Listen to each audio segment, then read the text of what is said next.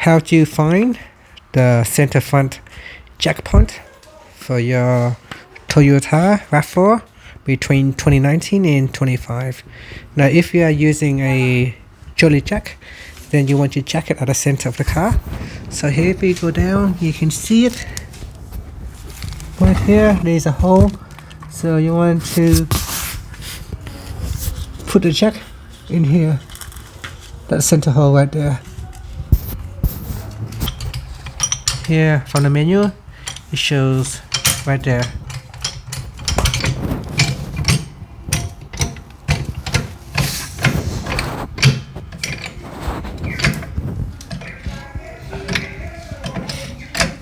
Now you can see the car is moving upwards.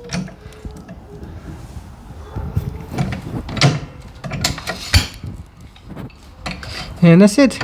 Thank you for watching this video.